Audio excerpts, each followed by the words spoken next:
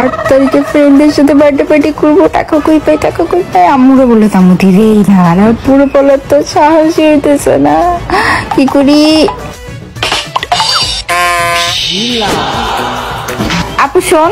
হ্যাঁ বল। আপু 8 তারিখে আমার একটা বার্থডে পার্টি আছে, আমার কিছু টাকা লাগবে, টাকাটা দিবি তুই। টাকা? আমি তোকে? কখনোই না। তুই এই পর্যন্ত যে টাকা নিছিস ওইগুলো আগে ফেরত দে, তারপরে দিব। ওহো, তার মানে টাকাটা তুই আমাকে দিবি না? আচ্ছা ঠিক আছে, আমাকে টাকা দিবি না, ওয়েট কর। আপু জানিস কিছুদিন আগে তোর ফ্রেন্ডের বার্থডেতে গেলাম না, ওইখানে যে পিকচার তুলছিলাম তুই আর আমি, ওইটা আমি ইনস্টাগ্রামে আপ দিছি। মানুষজন এমন এমন কথা বলছে আমার ফ্রেন্ড সার্কেল, তোকে নাকি মোটা লাগতেছে, হাতির মতো লাগতেছে, হ্যান ত্যান। চল না কালকে আমরা মর্নিং ওয়াকে যাই। কি বলিস? আসলেই আমি মোটা হয়ে গেছি? মানুষ এরকম বাজে বাজে কমেন্টস করতেছে। ঠিক আছে রে, সকালে আমাকে অবশ্যই ডাক দিস, সকালে আমরা মর্নিং ওয়াকে যাব, ঠিক আছে? তুই আমাকে টাকা দিবি না তাই না? এবার দেখ তোর 12টা বাজাইতিস। হ্যালো শীষ। হ্যাঁ বন্ধু বল। দোস্ত শোন।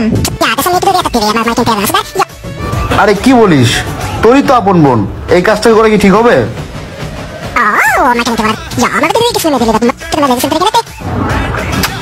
কি আর বলবো তোকে, যা ঠিক আছে, ডান ডান, কালকে দেখা হইতেছে।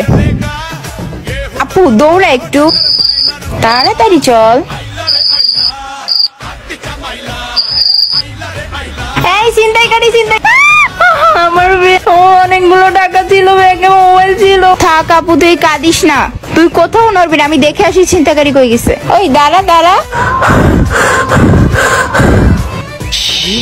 দোস্ত টাকা দে। নে যা আছে দেখে নে।